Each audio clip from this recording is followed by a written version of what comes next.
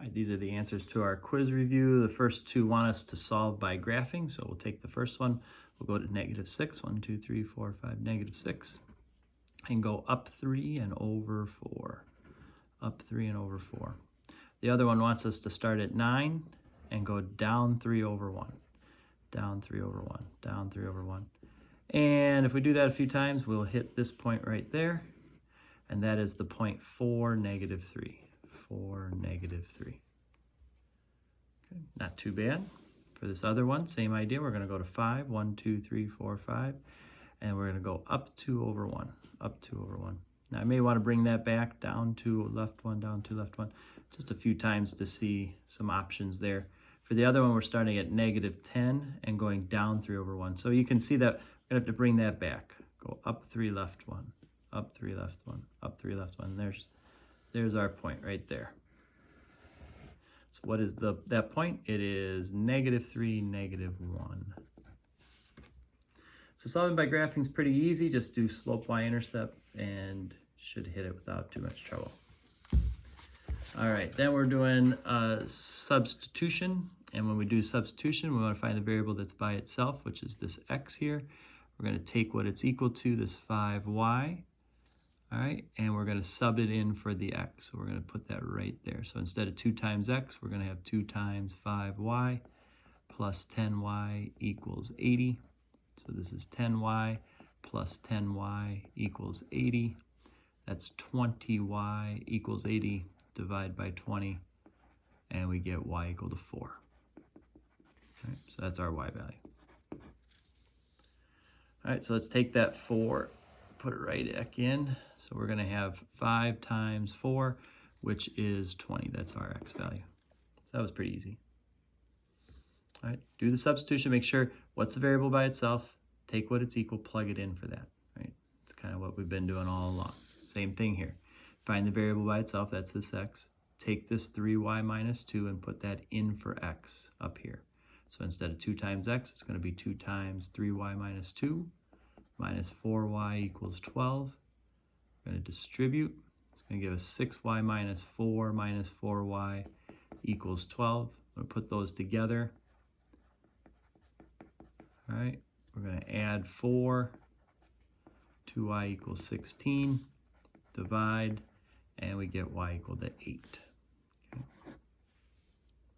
Now I'm going to take that 8 and I'm going to put it right back in here for y. So instead of 3 times y, we're going to go 3 times 8 minus 2. That's going to be 24 minus 2, which is 22. Okay. So substitution, again, find the variable by itself, take what it equals, plug it in for it in the other one, and then solve it out. For elimination, we're looking for a set of variables that will cancel. Right away here we see 4y, -4y. If we just put them together, they'll cancel out. So that's exactly what we're going to do. 2x plus 3x is 5x. That goes away. 6 plus 19 is 25. Divide by 5, we get x equal to 5. Okay, so that's our x value.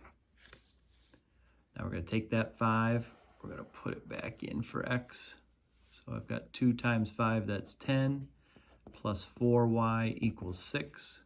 We're going to subtract 10, 4y equals -4. Divide, and we get y equal to -1. Okay, so that's not too bad. If this is already set to cancel, then let's just let them do that. Whereas down here, we don't have that, right?